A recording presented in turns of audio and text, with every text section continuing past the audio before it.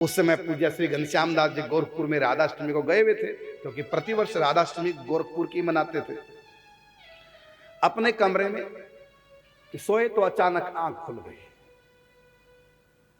घड़ी में समय देखा, 2 बज रहे थे। फिर सोने का प्रयास किया, क्योंकि 4 बजे आप अपनी नींद प्रारंभ करते थे। अब 2 बजे आंख खुल गई।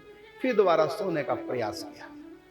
पूज्य श्री घनश्याम दास जी को नींद नहीं आई। फिर सोचा नींद तो आ ही नहीं रही, और 4 बजे फिर वैसे भी जगना है, तो समय क्यों खराब करूं, चलो तब तक मेरा नित्य नियम का समय हो 4 बजे का, अभी मेरे पास 1.5 पौने 2 घंटे हैं, चलो संगीत का अभ्यास कर लेता हूं, सारंगी का अभ्यास कर लेता हूं।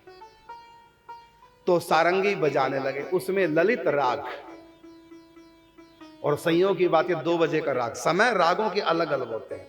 तो ललित राग बजाया, और इधर खेल क्या हुआ,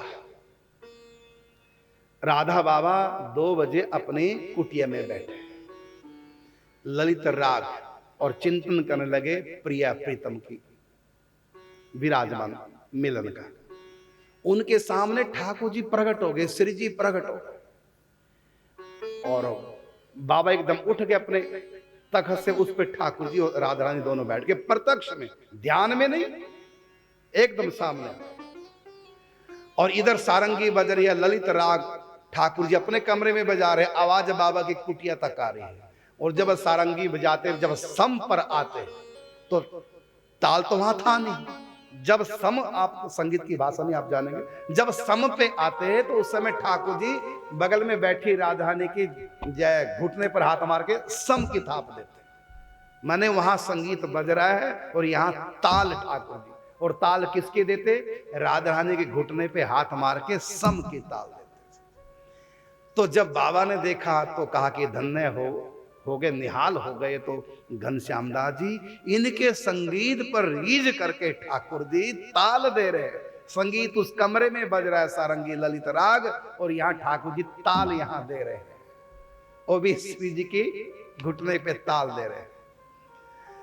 और उधर जब 4 बज गए, अब 4 बजे स्नान किया, राग छोड़ करके, सारंगी छोड़ करके, और फिर बाबा के पास आए सेवा में सुबह सुबह।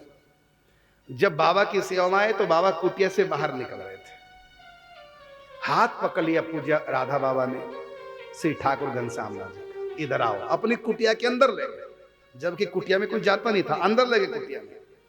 कहते ठाकुर आज तो आप निहाल हो गए, आप जो बजा रहे थे ललित राग सारंगी में, यहां मेरे कमरे में ठाकुर जी ताल बजा रहे थे आपके संगीत पे, जो सम आता तो श्री जी के घुटने पे हाथ मारते ताल।